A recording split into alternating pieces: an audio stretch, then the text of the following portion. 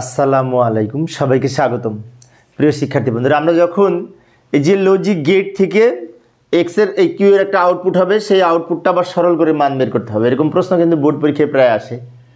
এখান থেকে আমরা এই কিউ এর আউটপুট কীভাবে বের করব লক্ষ্য করি। প্রথমে এখানে ইনপুট আছে এ আর বি, আর এ আর বি থেকে সবগুলি মূলত সৃষ্টি হয়েছে। এই যে এইখানে যে গেটটা আছে, এই গেটের সাথে আমরা লক্ষ্য করলে দেখতে পাই বাম দিকে দুইটি ইনপুট আছে, ডান দিকে একটা ইনপুট, এবং এই লজিক গেটটা কিন্তু গুণের জন্য, এটা গুণের জন্য অ্যান্ড, এটাও অ্যান্ড গুণের কাজ করে, আর এটা কিন্তু অর। এগুলো তো আমরা চিনি, তাই না? বিভিন্ন লজিক গেট তো জানি। তো অ্যান্ড গুণের কাজ করে, তো কোনটা কোনটা গুণ করেছে? এই লাইন আর এই লাইন দুইটা গুণ করেছে, এই আউটপুটটা বের হয়েছে। এই আউটপুটটা তাহলে এটার এটা গুণ, তো এটা হচ্ছে এ, এটা হচ্ছে বি। তাহলে আমরা বলতে পারি এই আউটপুটটা হচ্ছে এ ইন্টু বি, এ ইন্টু বি বা এ বি, যাই বলি না কেন। এবার এই নিচের যে আউটপুটটা বের হয়েছে এটা কী হবে? তার আগে আর একটা বিষয়, এখান থেকে একটা লাইন বের হয়ে এখান দিয়ে নট যুক্ত হয়ে এই যে লাইনটা বের হয়েছে, প্রথমে এইদিকে বি ছিল, এই নটটা ক্রস করে যখন এইদিকে চলে গেছে, এটা কিন্তু বি নট হয়েছে, এটা কিন্তু বি নট হয়েছে বলতে পারি। তাহলে এই লজিক গেটটা যে অ্যান্ড গেট, এই অ্যান্ড গেটটা এই দুইটা মিলে গুণ হবে। এইটা হচ্ছে এ থেকে বের হয়ে এখান দিয়ে প্রবেশ করেছে, তার মানে কি এটা এ বলতে পারি। আর এইটা হচ্ছে বি নট, এ আর বি নট মিলে দুইটা মিলে আবার গুণ হয়েছে, সেজন্য এই লাইনটা বলতে পারি এ ইন্টু বি নট, এটা লিখতে পারি। এটা এ আর এটা হচ্ছে বি নট।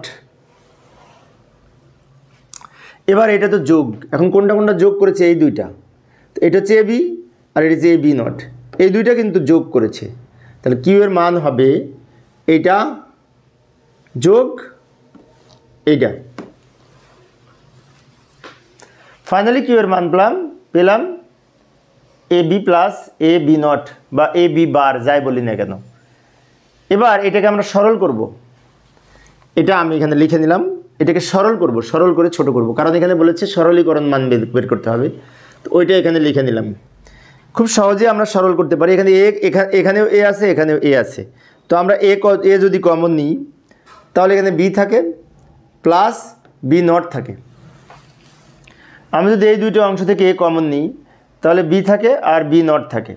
এখন বি প্লাস বি নটে কিন্তু 1 হয়, তো বি প্লাস বি নটে যেহেতু 1, সেজন্য আমরা লিখতে পারি এ ইন্টু এইটার মান 1, আর একে 1 দ্বারা গুণ করলে এ হয়।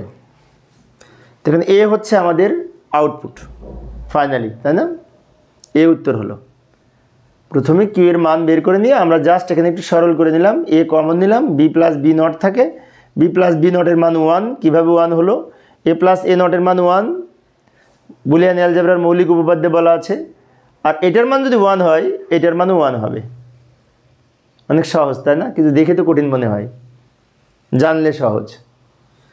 তো প্রিয় শিক্ষার্থী বন্ধুরা, আমি অবশ্য অল্প অল্প করে আলোচনা করি শিক্ষার্থীদের অনুরোধে। তো পরের ক্লাসে আরও এই ধরনের একটি সমস্যার সমাধানের চেষ্টা করব। দেখার আমন্ত্রণ রইল। খোদা হাফেজ।